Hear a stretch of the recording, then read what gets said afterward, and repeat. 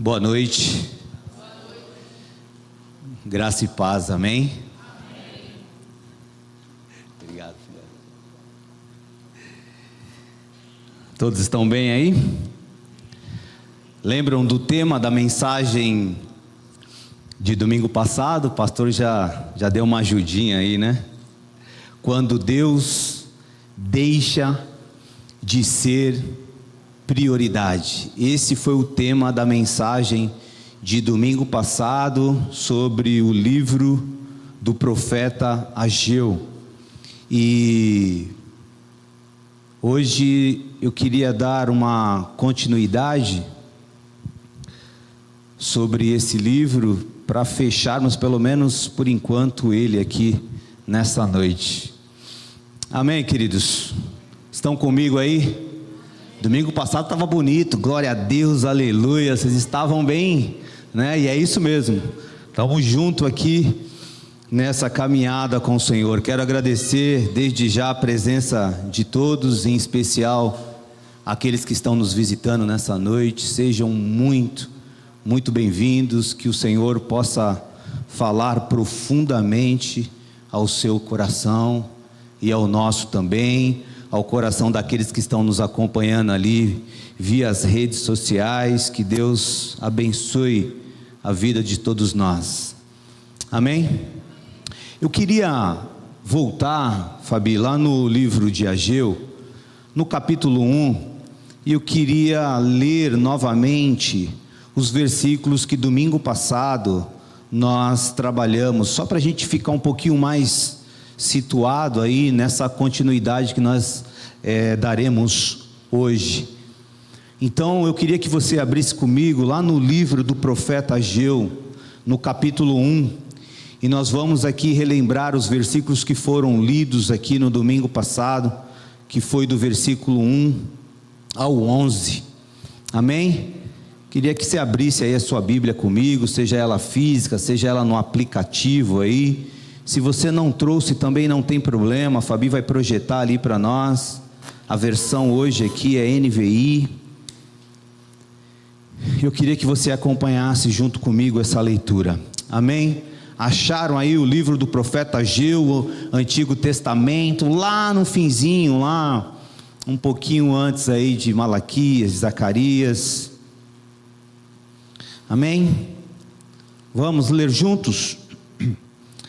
A palavra do Senhor diz assim: no primeiro dia do 6º mês, do 2º ano do reinado de Dário, a palavra do Senhor veio por meio do profeta Ageu ao governador de Judá, Zorobabel, filho de Sealtiel, e ao sumo sacerdote Josué, filho de Jeozadaque, dizendo: assim diz o Senhor dos exércitos, este povo afirma, ainda não chegou o tempo de reconstruir a casa do Senhor.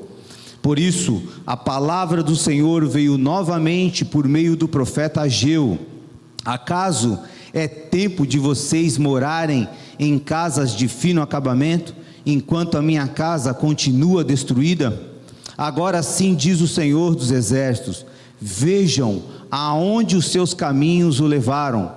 Vocês têm plantado muito e colhido pouco. Vocês comem, mas não se fartam. Bebem, mas não se satisfazem. Vestem-se, mas não se aquecem. Aquele que recebe salário, recebe-o para colocá-lo numa bolsa furada.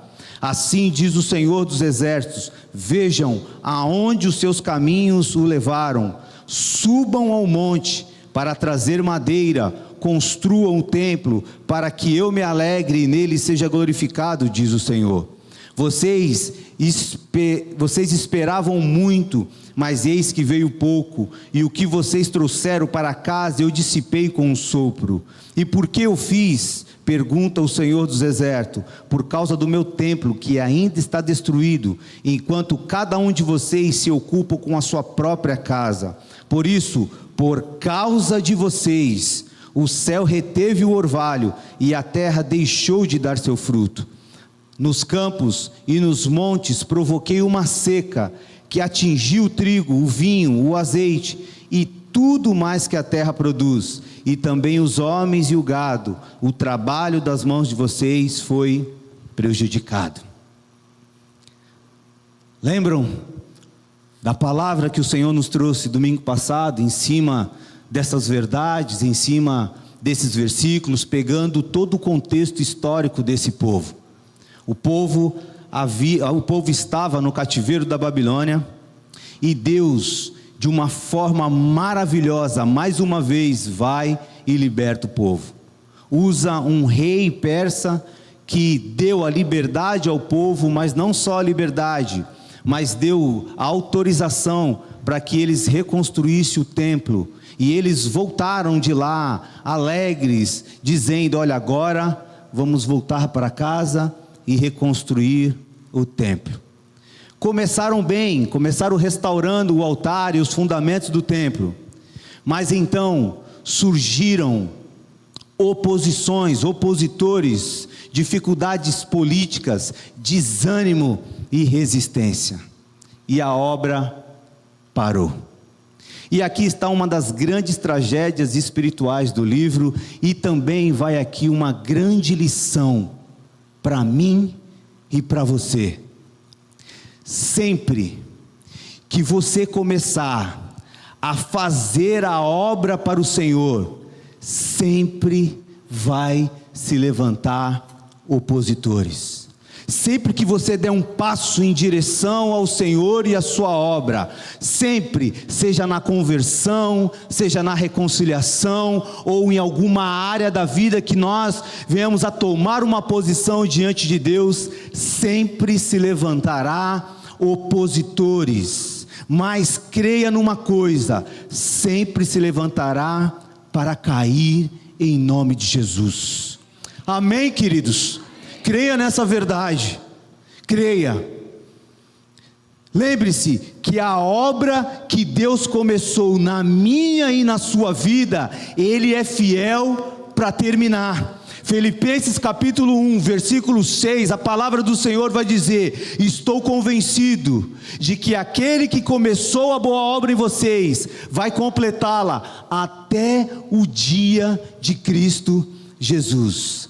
Amém? Então sempre vai haver oposições, sempre pessoas vão se levantar contra, mas que nós não sejamos como o povo, que na primeira dificuldade desanimou, parou a obra e começou a pensar em si próprio.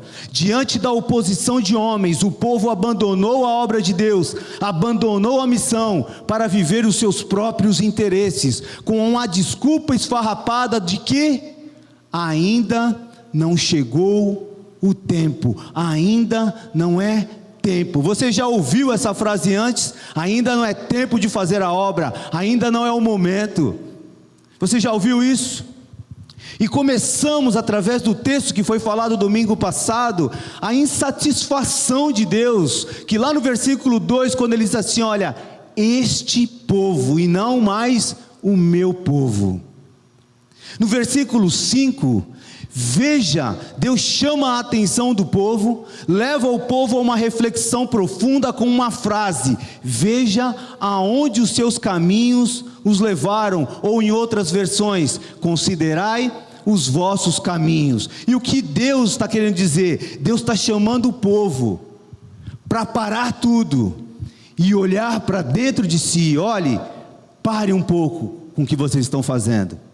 Olha para dentro de si, perceba aonde esse caminho está levando vocês. Vocês estão plantando muito e colhendo pouco. Comem, bebem e não se satisfazem. Se vestem, mas não se aquecem. E o dinheiro que vocês ganham é como se colocassem num saco furado. Deus chama o povo ao arrependimento, quando ele diz no versículo 8: subam o monte. Subam o monte, subam o monte e tragam madeira. Tragam madeira. Versículo 10: por isso, por causa de vocês, o céu reteve o seu orvalho, e a terra deixou de dar o seu fruto. Diante dessas verdades ditas por Deus, não tinha como o povo dar mais desculpas. O que falar diante de um Deus que conhece todas as coisas e sabe de todas as coisas? O que falar diante de um Deus que pode tudo? Deus começa a desconstruir as falsas ideias na mente do povo. E por que a obra havia parado? Seria mesmo por causa dos opositores? Mas eles já haviam ouvido da poderosa mão de Deus quando os libertou, os seus antepassados lá do Egito. Tinham acabado de ver da forma que Deus os libertou do cativeiro de 70 anos na Babilônia. Será mesmo que foi por causa dos seus opositores?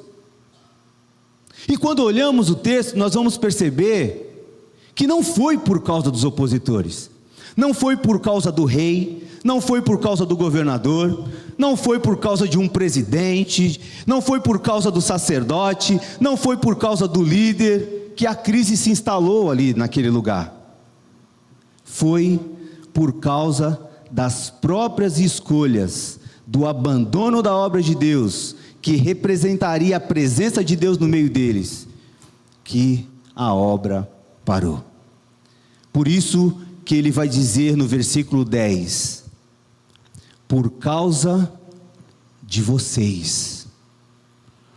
Não foi por causa de nenhum homem, não foi por causa de uma liderança, foi por causa de vocês que o céu reteve o orvalho e a terra deixou de dar o seu fruto. Deus leva o povo a uma reflexão, e isso me fez pensar que eu não devo abrir mão de Deus por causa de homens, por causa de opositores ou determinadas circunstâncias. Tudo precisa ser muito bem orado e colocado diante daquele que tem todo o controle e é soberano sobre todas as coisas, terra, céu, mar e todos os tesouros da terra. Esse é o meu Deus, queridos, e esse é o seu Deus, que tem todo o poder para fazer o que Ele quiser, basta cremos nessa verdade. Se você crê, você verá a glória de Deus. Qual foi a resposta diante dessa palavra? Qual foi a resposta do povo diante desse apelo do profeta? É o que nós vamos ver hoje, partindo do princípio do texto de Ageu, capítulo 1, Fabi, versículo 12 e 14. Eu não sei qual foi a sua resposta diante da palavra de domingo passado. Eu não sei como que você viveu essa semana diante daquilo que Deus falou ao meu e ao seu coração. Mas a única coisa que eu sei foi a resposta que esse povo deu diante da mesma palavra que Deus nos trouxe domingo passado. E o povo, olhando o profeta Ageu pregar, falar em nome de Deus, o versículo 12 vai dizer assim: Zorobabel, filho de Sealtiel, Ageu 1:12, o sumo sacerdote Josué, filho de Jeozadaque, e todo o restante do povo obedeceram à voz do Senhor. Toda a liderança, partindo de cima, partindo do sacerdote, partindo, sabe, de todas as pessoas, de todo o povo, obedeceram à voz do Senhor, o seu Deus. Essa expressão seu Deus tem a ver com o reconhecimento da palavra que foi dita para eles, porque até então Deus tinha deixado de ser Deus deles, porque o Deus dele passou a ser o ego, por isso que eles estavam fazendo tudo para si. Mas quando a palavra veio, quando o confronto veio, a primeira atitude do povo foi obedecer, foi reconhecer de fato quem é esse Deus. E continuando o texto, e por causa das palavras do profeta Ageu, queridos, pouco se sabe, ou quase nada se sabe da vida de Ageu.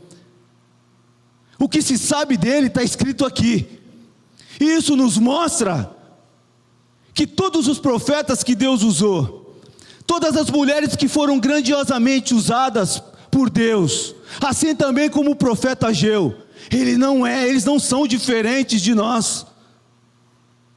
Porque Deus continua usando os seus profetas, Deus continua usando as suas mulheres de uma forma poderosa nos dias de hoje, para falar aos nossos corações. Então, por causa das palavras do profeta Ageu, a quem o Senhor, o seu Deus, enviara, o povo temeu ao Senhor. Versículo 13: então Ageu, o mensageiro do Senhor, trouxe essa mensagem do Senhor para o povo: eu estou com vocês, declara o Senhor. Vou repetir que vocês não ouviram. Assim diz o Senhor: eu estou com vocês, eu estou no meio de vocês, eu estou a todo momento com vocês, diz o Senhor dos exércitos. Versículo 14: assim o Senhor encorajou o governador de Judá, Zorobabel, filho de Sealtiel, o sumo sacerdote Josué, filho de Jeozadak, e todo o restante do povo, e eles começaram a trabalhar no templo do Senhor dos exércitos, o seu Deus. O arrependimento que provoca de imediato uma ação em prol da vontade e da missão de Deus. Então, o tema da mensagem passada é: quando Deus deixa de ser prioridade. E nós percebemos na vida do povo que quando Deus deixa de ser prioridade, o caos se instala. O caos se instala em todas as áreas das nossas vidas, seja ela qual for. Podemos achar que caminhamos só pela nossa inteligência, pela nossa força, mas a verdade é que quando Deus deixa de ser prioridade, o caos se instala. E hoje o tema é: quando Deus passa a ser prioridade.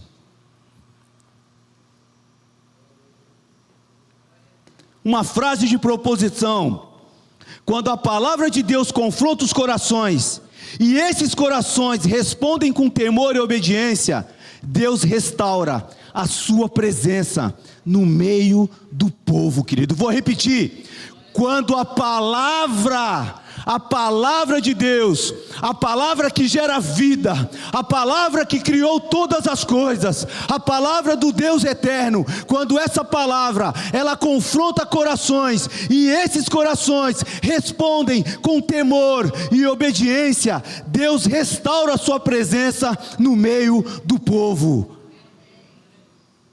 Quando Deus passa a ser prioridade, o povo começa a ouvir de forma clara a sua voz.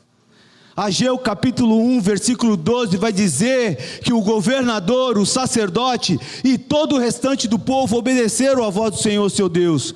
Observe a sequência: Deus falou, o povo ouviu e o povo obedeceu. O verbo utilizado para obedecer, ele está diretamente relacionado à ideia de escutar, dar atenção e responder em ação o que foi ouvido. Não simplesmente escutar, não simplesmente ouvir, é escutar, se ajeitar e dar toda a atenção e responder em ação ao que foi ouvido. A verdadeira audição espiritual produz sempre uma resposta a Deus. Jesus disse, João 13:17, se sabeis estas coisas, bem-aventurados sois, se as fizeres. Se praticar, não adianta ouvir e não viver. Não adianta ler, não adianta ter o conhecimento intelectual, se não há vida, se não há ação. A carta de Tiago, capítulo 1, versículo 22, vai dizer assim: tornai-vos, pois, praticantes da palavra, e não somente ouvintes. O problema de Israel não era a falta de informação. Eles sabiam o que deveriam fazer, mas era a falta de prioridade em Deus. Era não colocar o Senhor como primazia, como o primeiro da lista de prioridades. O problema da igreja, não é essa igreja somente, mas da igreja hoje nessa geração, não é necessariamente a falta de pregação ou a falta de ensino. Podemos ouvir sermões, ler a Bíblia, cantar louvores, participar do cultos e ainda assim continuar vivendo com nossas próprias prioridades, em cima de justiça própria, em cima de um eu, de um ego gigantesco. Ouvir Deus verdadeiramente produz ou precisa produzir mudanças internas, em primeiro lugar, e depois externas. O nosso Deus é o Deus que tem todo o poder para mudar qualquer coração e qualquer ser humano de dentro para fora. E a grande pergunta para a igreja é: o que Deus já falou conosco que ainda nós não obedecemos? O que é que Deus tem falado que a gente tem segurado e resistido? Como por exemplo, perdoa.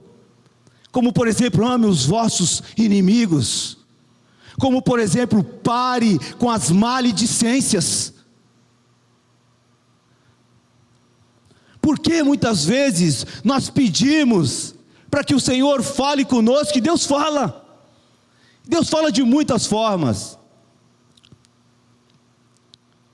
Eu estou obedecendo ao que Deus tem falado ou já falou? Quando Deus passa a ser prioridade, a palavra de Deus deixa de ser apenas uma informação e se torna transformação. Eu vou ler de novo. Quando Deus passa a ser prioridade, a palavra de Deus deixa de ser apenas uma informação e se torna transformação. Ageu 1:12 vai dizer que o povo temeu, não só obedeceram, mas houve um temor diante do Senhor. E aqui encontramos outra palavra importantíssima, que no hebraico não significa medo, mas significa reverência, respeito profundo de quem Deus é. Representa gratidão por tudo aquilo que Ele já havia feito. Não significa somente ter medo de Deus, é reconhecer: Deus é Deus, e eu não posso continuar vivendo como se Ele não tivesse autoridade sobre a minha vida.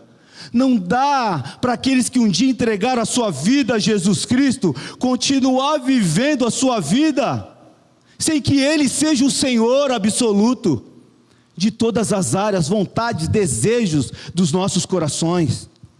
O povo havia perdido essa consciência. Eles estavam dizendo: não chegou o tempo, não é tempo. E Deus estava dizendo a eles: é tempo sim, mas considerai os vossos caminhos. Então eles percebem: nós não estamos apenas enfrentando dificuldades, estamos espiritualmente totalmente desalinhados. Isso é o temor de Deus. Temor é quando Deus deixa de ser uma ideia e volta a ser o Senhor soberano das nossas vidas. Já não vivo mais eu, mas Cristo vive em mim. É Ele que precisa governar, é as suas vontades, é os passos de Jesus que eu preciso aprender e buscar a viver. E Ageu 1:12, quando Deus passa a ser prioridade, o povo deixa de se justificar e começa a obedecer, porque entende que as nossas justiças são como trapos de imundícias diante daquele que é santo, puro e eterno. Essa é uma das maiores mudanças do texto. No versículo 2, eles tinham uma justificativa: ainda não é tempo, mas agora eles começam a obedecer à voz do Senhor. Antes era ainda não, agora é vamos fazer imediatamente. Antes era desculpas, agora é obediência. Antes as prioridades eram o meu eu, agora a prioridade é fazer a obra da casa do Senhor. Arrependimento bíblico não é simplesmente sentir culpa, é mudar de direção quando a palavra de Deus confronta as nossas vidas, quando a palavra de Deus chega até nós, e essa palavra, ela precisa gerar em nossos corações temor e muitas das vezes, ou quase sempre, arrependimento. O arrependimento é mudança de direção. Ageu 1:13 vai nos mostrar que quando Deus passa a ser prioridade, Ele não apenas manda, mas Ele encoraja, Ele dá força, Ele renova as forças. O povo estava desanimado, cansado, e havia, o grande problema desse povo é que eles haviam se acostumado nesse desânimo, desanimaram e viveram pelo menos mais ou menos 18 anos nesse desânimo. Querido, nós não podemos nos acostumar com o desânimo e com a frieza.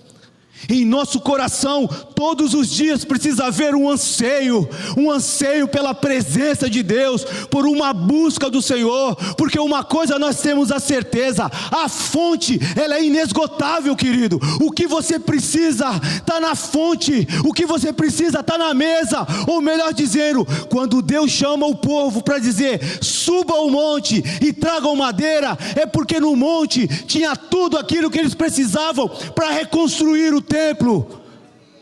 Então em Deus tem tudo aquilo que nós precisamos para reconstruir as nossas vidas, para acertar áreas das nossas vidas que o Senhor já há muitos anos tem pedido. E até quando? Até quando nós também podemos cometer o mesmo erro desse povo com essa frase: ainda não é tempo, daqui a pouco eu te dou, Deus, daqui a pouco eu volto para o Senhor. O povo estava desanimado, havia se acostumado com o desânimo, com a frieza, já não ansiava mais pela presença de Deus no meio deles, porque o templo, na verdade, não é o prédio que Deus estava preocupado, não era o prédio que Deus estava valorizando. Deus queria estar no meio deles, Deus queria ser adorado, Deus queria que eles olhassem para o passado e reconhecessem o que Deus já havia feito por eles. Esse povo havia perdido o anseio pela presença de Deus no meio deles. Agora, queridos, falei para minha esposa esses dias, cara, Deus me constrange demais com esse amor sacrificial, amor imensurável. Não conseguimos entender esse amor, pelo menos eu não consigo entender esse amor, porque mesmo o povo virando as costas para Deus, mesmo o povo vivendo o caos, mesmo o povo não ansiando a presença dEle, mesmo o coração do povo já não sendo mais de Deus, mesmo o povo não pedindo socorro e não clamando, o que acontece? Deus vai ao encontro desse povo, Deus toma a iniciativa de novo, e levanta o profeta, e nas entrelinhas Deus está dizendo: ei, eu amo tanto vocês, olhe para dentro de vocês, considere os caminhos, as escolhas de vocês, e olha só o que vocês estão passando. Eu nunca prometi vocês que vocês vivessem dessa forma.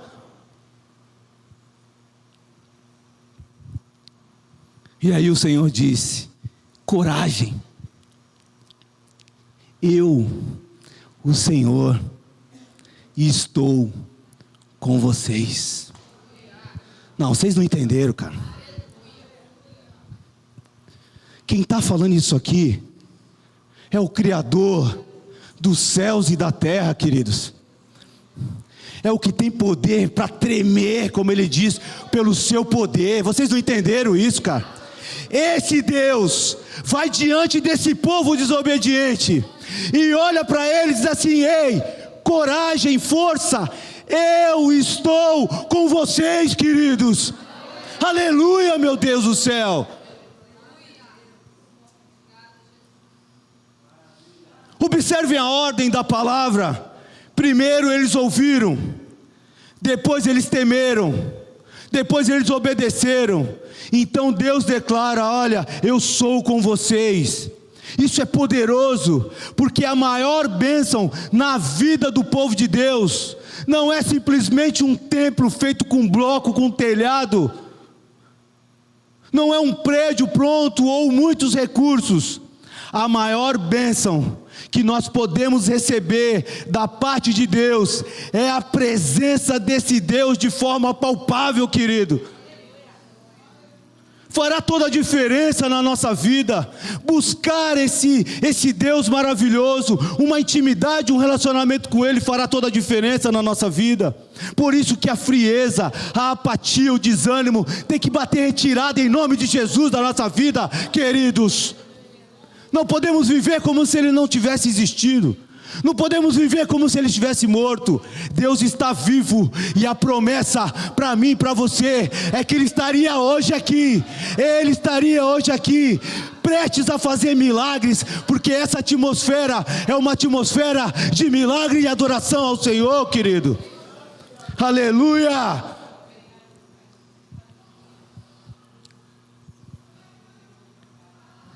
A presença de Deus não é simplesmente vocês vão reconstruir o templo.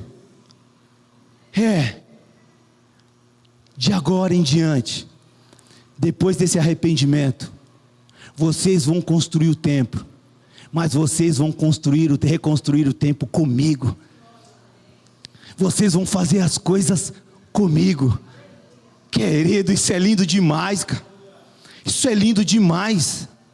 Quando Deus passa a ser prioridade, o entendimento da presença dEle é real e certa. A presença dEle era maior do que a tarefa.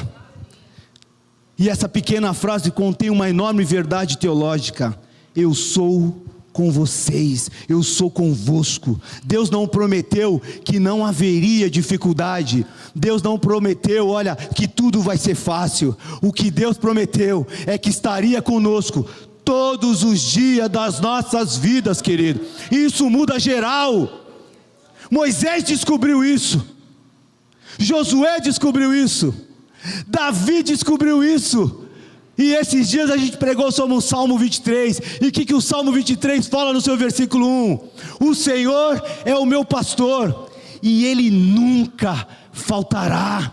Ele nunca vai me faltar, porque Ele é meu amigo íntimo, e amigo íntimo anda lado a lado todos os dias das nossas vidas, queridos. Aleluia! E a igreja também precisa descobrir que sua maior necessidade não é simplesmente mais recursos, mais estruturas, mais pessoas, mais programações, mais eventos. A maior necessidade da igreja hoje é a consciência real da presença de Deus em seu meio. E todas as vezes que ela, a igreja, estiver reunida, querido, vou repetir, todas as vezes que ela, a igreja, estiver reunida, seja nos discipulados, seja nas reuniões de célula, seja nos cultos de oração, seja nos cultos aos domingos, seja nos cultos específicos como homens, mulheres, adolescentes, crianças, a presença de Deus é real nesses lugares. É por isso que todo culto nunca será um simples culto, nunca será qualquer culto, será o culto. Sabe por quê? Porque a presença dele é real.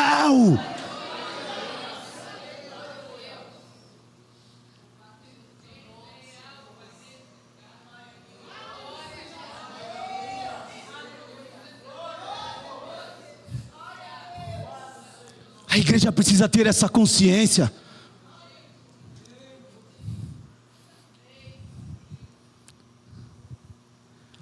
Quando Deus está no centro, uma tarefa comum ou um gesto comum pode se tornar uma missão santa, uma missão eterna, um milagre, porque eu não estou falando nem de mim nem de você, mas eu estou falando daquele que um dia escolheu habitar dentro de você, porque agora o templo de Deus, a casa de Deus é eu e é você, querido. Esse entendimento fará com que alguns irmãos deixem de faltar em reuniões. Eu tenho certeza que quando a igreja tiver essa consciência, que cada membro do corpo de Cristo tiver essa consciência, o índice de falta, estancará zero, a não ser que o irmão esteja doente, a não ser que o irmão tenha que ter um trabalho. Mas quando temos essa consciência de que cada reunião, Ele estará lá, e Ele estará me esperando e te esperando, e Ele é sabedor de tudo aquilo que nós temos passado, de cada dor, de cada fracasso, de cada erro, e de cada desejo de acertar. E quando nós viemos para cá, você pode ter certeza que Ele já estava aqui me esperando e te esperando, querido. Onde a presença de Deus está, essa atmosfera passa a ser uma atmosfera de milagres para aquele que crê. Tudo pode acontecer a qualquer momento. Agora, como que você acha que você deve vir para cá de qualquer jeito? Ansiar, se preparar para o encontro com a comunidade, com a congregação na qual Ele morreu, para ter um encontro com o nosso Senhor. E o povo havia perdido esse entendimento, por causa de oposições, por causa do desânimo. A palavra de Ageu 2:4-9 vai dizer: voltem, subam o monte, coragem, força, eu estou com vocês, diz o Senhor. A glória do templo não dependeria da forma externa, das paredes luxuosas. A glória do templo só seria vista na própria presença de Deus naquele lugar. Deus que enche o seu templo. E se retirarmos, por exemplo, a presença de Deus desse lugar, essa reunião passa a ser apenas um amontoado de pessoas, como qualquer lugar, teatro, cinema. O que faz a diferença nesse lugar é a presença dEle, é a consciência, é a convicção da presença dEle nesse lugar. E olha o que Deus fala para a igreja de Esmirna, lá em Apocalipse 2:9: conheço as suas aflições e a sua pobreza, mas você é rica por causa de mim. Olha o que Deus fala à igreja de Filadélfia em Apocalipse 2:7: conheço as suas obras, eis que coloquei diante de você uma porta aberta, que ninguém pode fechar. Sei que você tem pouca força, mas guardou a minha palavra e não negou o meu nome. Então, para aqueles que obedecem, para aqueles que guardam a palavra do Senhor, aqueles que procuram, buscam viver essa palavra, existe sim uma bênção, existe portas abertas, existe uma bênção toda especial para esse povo. E olha o que ele escreve para a igreja de Laodiceia, versículo 16: assim, porque você é morno, não é frio e nem quente, estou a ponto de vomitá-lo da minha boca. Você diz: estou rico, adquiri riquezas e não preciso de nada. Não reconhece, porém, que é miserável, digno de compaixão, pobre, cego e que está nu. Deus quer dependência, reconhecer quem Ele é. A busca, o desejo, o anseio desesperado por essa presença de Deus é que fará toda a diferença em nossas vidas, na vida dos nossos familiares e por onde quer que andarmos. A presença de Deus vale mais do que qualquer coisa nessa vida, querido. Quando Deus passa a ser prioridade, Deus desperta, Deus estimula, Deus capacita para a missão. Ageu 1,14 vai dizer assim: e o Senhor despertou o espírito de Zorobabel, de Josué e o espírito do resto do povo. A ideia é despertar, acordar, estimular, levantar. O povo estava cansado, trabalhando muito e sem resultado. Isso significa que o verdadeiro despertamento espiritual não começa simplesmente com emoção ou ativismo, começa na obediência a Deus. Quando Deus confronta o coração e o coração responde sim para Deus, queremos sim obedecer. Quando Deus passa a ser prioridade, o despertamento produz trabalho. Observe o final: e vieram e trabalharam na casa do Senhor dos Exércitos, seu Deus. Essa é a prova que essa palavra gerou mudança imediata ao coração desse povo, porque imediatamente, após o arrependimento, após a obediência, eles começaram a trabalhar na casa do Senhor, largaram tudo aquilo que eles estavam fazendo para trabalhar na obra do Senhor. Essa é a prova que houve mudança. Eles não disseram: que mensagem maravilhosa, que pregação maravilhosa. Eles disseram: é comigo. Cada um deles, a palavra foi comigo, vamos trabalhar. Se ajuntaram e foram fazer a missão que Deus havia dado para ele. Isso é avivamento, querido. Isso é despertamento espiritual no meio do povo, cara. Veio a palavra, veio o temor, veio a obediência, veio o despertamento e veio o trabalho. O verdadeiro despertamento tira a igreja da arquibancada e coloca a igreja no campo da ação, no campo do trabalho. Não tem como eu ou você dizer: não é comigo, eu não vou fazer por causa disso ou por causa daquilo. Não tem como.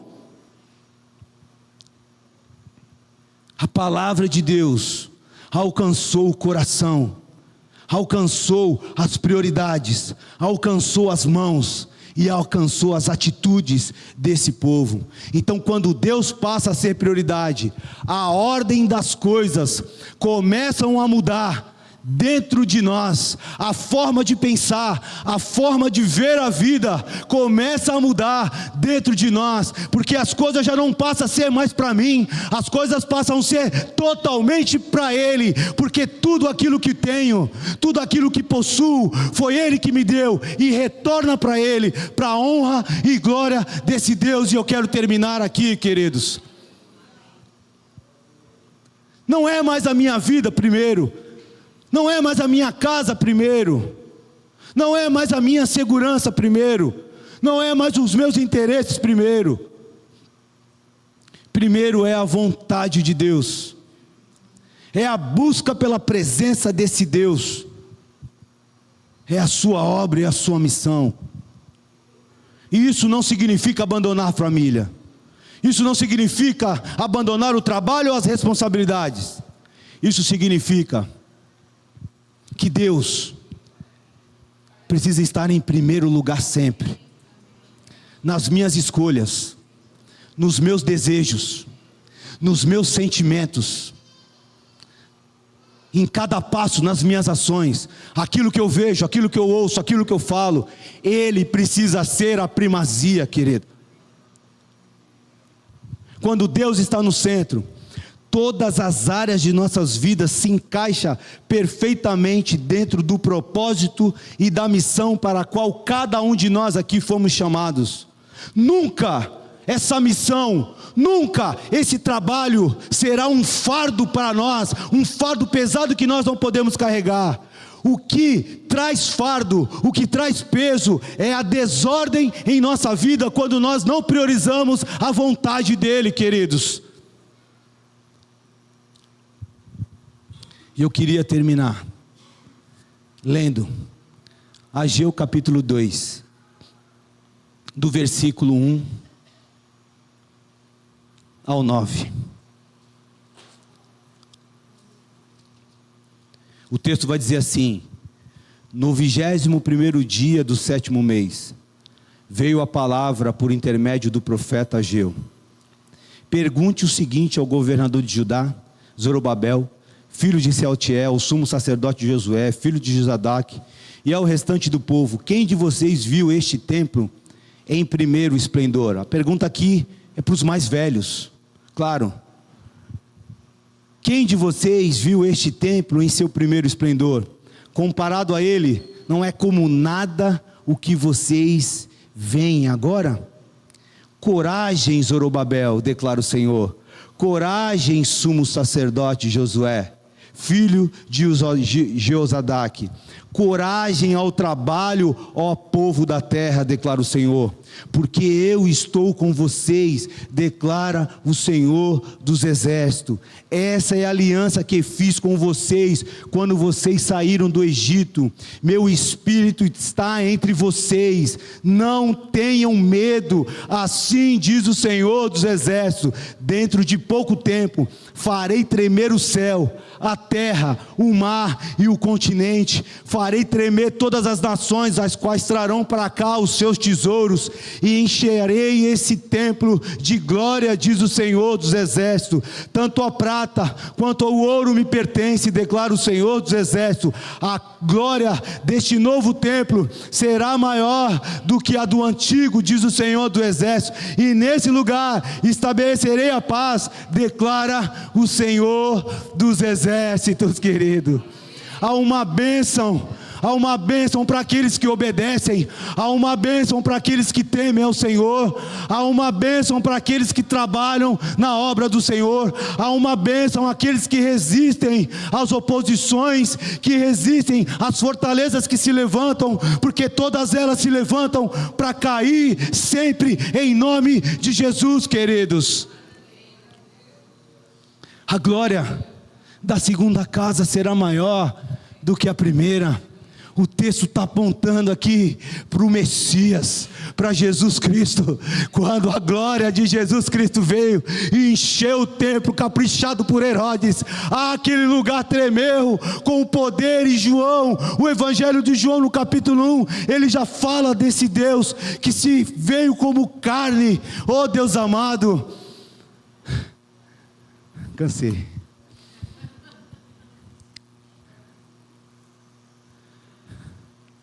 O Verbo se fez carne e habitou habitou no meio de nós. Ele encarnou, como diz Filipenses, veio como semelhante a homem, assumiu forma de servo.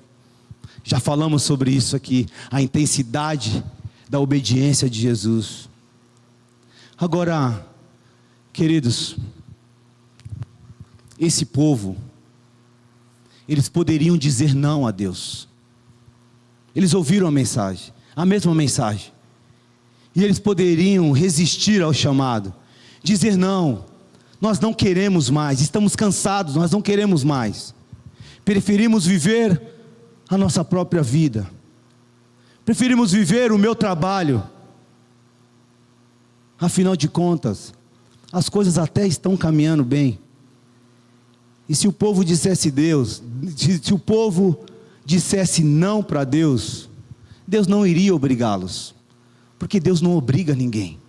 Deus não é um rei tirano. Deus não é um rei parecido com Nabucodonosor. Lembra da parábola da figueira em Marcos 11? Quando a figueira mostrava folhas e não tinha fruto, e perto estava Jesus, e disse aquela figueira assim, fazendo uma referência ao povo de Israel, que queria viver apenas de aparência. Jesus chega para a figueira e diz assim: nunca mais ninguém coma fruto de ti. Uma palavra sobre a inutilidade daquela árvore, fazendo uma menção ao povo de Israel que escolheu viver uma vida de aparência. falava bem com os seus lábios, mas o seu coração estava longe de Deus. Assim como Deus falou isso para a figueira, ensinando os seus discípulos, o que Jesus estava querendo mostrar e ensinar para os seus discípulos era: vocês querem continuar vivendo dessa forma? Então que vivam. Vocês querem continuar com um coração endurecido e obstinado? Tudo bem, vivam. Vocês querem continuar desobedecendo? Vocês querem continuar como o povo de Israel, que me honram com os lábios, mas o seu coração está longe de mim, porque as suas ações estão longe da minha verdade? Então que vivam. Deus ia respeitar a resposta do povo, mas Deus vai ao encontro do povo, assim como Deus vai ao encontro sempre das nossas vidas.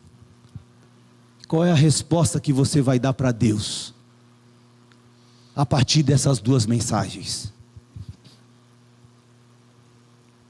Nós aprendemos que o povo era indesculpável. O problema não eram os opositores, o problema não eram homens que se levantavam, o problema não era o líder, o problema não era o governador nem o sacerdote. O problema é que por causa de vocês, o Deus soberano, que tem o controle de todas as coisas, segurou a terra, o céu e o mar. E eles viveram um caos, porque deixaram de priorizar aquele que sempre esteve com eles e que nunca amou. Eles nunca se sentiram tão amados na vida quanto esse amor que Deus tem derramado na vida deles e na nossa vida. Qual será a tua resposta? Onde Deus está na sua lista de prioridade? É a pergunta que não quer calar nessa noite. Vamos orar?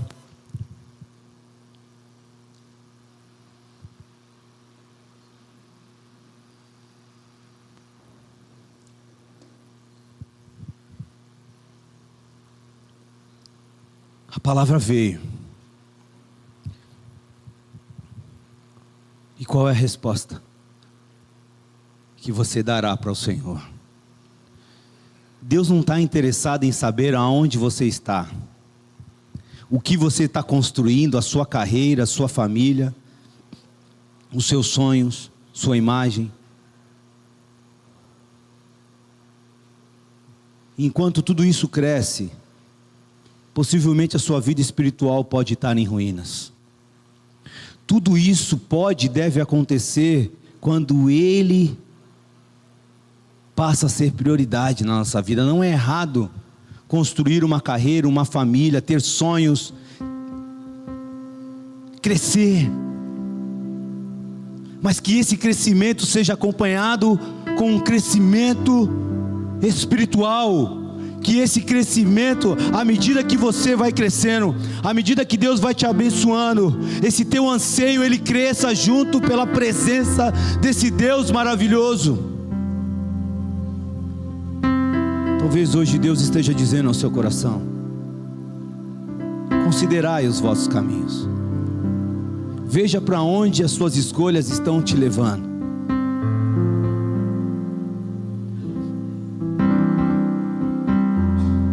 Pare de dizer depois. Pare de dizer não há tempo. Pare de dizer por causa disso ou aquilo eu não faço a obra. Pare de dizer que homens, pessoas que se levantaram como opositores têm impedido e você abandonou tudo. O Deus que habita dentro de você tem poder para mudar qualquer coração, tem poder para acabar com qualquer opositor, tem poder para destruir todo e qualquer tipo de fortaleza. E Ele mostra isso, Ele mostra o seu poder quando Ele fala dos céus, terra, mar. Tudo obedece ao Deus que habita dentro de você, querido. Mas se a tua resposta for não, é você e Deus. Mas a certeza que nós temos é que essa obra não vai parar. Nada pode prevalecer contra a igreja do Senhor. Deus vai levantar outros. Mas nessa noite, Ele olha para mim e para você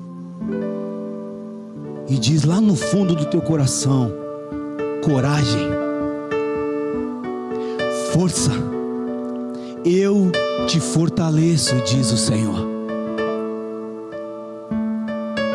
E fique você sabendo que mesmo diante de alguns tropeços, mesmo diante de alguns erros, eu estou com você, diz o Senhor. Porque a aliança que Ele fez um dia, aquilo que Ele prometeu, Ele não é filho do homem para mentir e para se arrepender. Ele é Deus, e aquilo que Ele prometeu Ele vai cumprir. Aquilo que um dia, a palavra que veio sobre a tua vida, Ele vai cumprir. O meu papel e o seu papel é crer e esperar no Senhor. E talvez você que ainda não conhece Jesus Cristo e está dizendo: olha, ainda não há tempo de eu entregar a minha vida a Jesus. Ainda não chegou um tempo, vai chegar. Um dia eu sei que eu vou me render. A palavra para você é: o dia já chegou. É hoje. Vocês que estão nos assistindo agora, o tempo para você chegou. Entregue a sua vida a Jesus Cristo. Se arrependa dos seus pecados e perceba a vida que você está vivendo, para onde ela está te levando. Se arrependa nesse momento, entrega a sua vida a Jesus, e você verá o que Deus fará na tua vida, querido.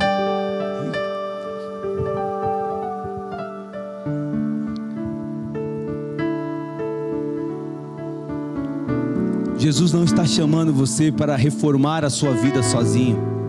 Ele está chamando você para uma nova vida com Ele. Hoje Deus diz para nós: considerai os vossos caminhos. Não adie mais, não diga amanhã. Volte para a missão, volte para a obra. Entregue-se a Jesus Cristo. Porque você, enquanto você ainda tem fôlego, a porta da graça está aberta. Deus nunca quis um prédio, e sim, Deus queria o coração do povo. E Deus quer o nosso coração. Senhor, muito obrigado, ó Deus, pela tua bondade, Pai. Sinceramente nós reconhecemos, ó Deus, que nós não somos merecedores, ó Pai, de tão grande é esse amor, Pai. O que falar das tuas misericórdias que se renovam a cada manhã, Pai, nas nossas vidas. Perdoa, Senhor, os pecados cometidos, as falhas, ó Deus, e nos leva, Senhor, a caminhos de ensinamento, a caminhos da tua verdade. Nós não queremos mais negligenciar, Senhor, o tempo que o Senhor tem nos dado. Queremos voltar, Senhor, a um relacionamento íntimo, pessoal com o Senhor. Nos ajuda, Pai, nesta noite. Senhor, Tu conheces o coração dos Teus filhos e filhas, e sabe, Pai, o que eles estão necessitados aqui nessa noite. Sabe do cansaço, da fadiga, das lutas, das batalhas, Pai. Conhece também os gigantes que se levantaram contra os Teus filhos e filhas, ó Pai. Mas a certeza que nós temos, a convicção que vem no nosso coração, é que maior é aquele que habita em nós. Maior é aquele que habita em nós. Louvado seja o nome do Senhor. Agindo o Senhor, quem é que pode impedir? Nós entregamos nessa noite as nossas vidas mais uma vez ao Senhor. Entregamos a vida da tua igreja a ti, Deus, e faz aquilo que o Senhor quiser, Pai, em nosso meio. O nosso desejo é nos tornarmos totalmente dependentes do Senhor. Nos ajuda, Senhor, em nome de Jesus, e que o Senhor encontre em nossos corações aquilo que o Senhor encontrou no coração do povo, quando eles se arrependeram, obedeceram e entenderam que o temor ao Senhor é o princípio da sabedoria. Louvado seja o nome do Senhor, em nome de Jesus. Amém e amém, queridos. Que Deus abençoe a vida de vocês e que vocês possam estar refletindo durante a semana sobre essa palavra e respondendo em ação para esse Deus eterno, maravilhoso, que nos ama. Que Deus abençoe a vida de vocês.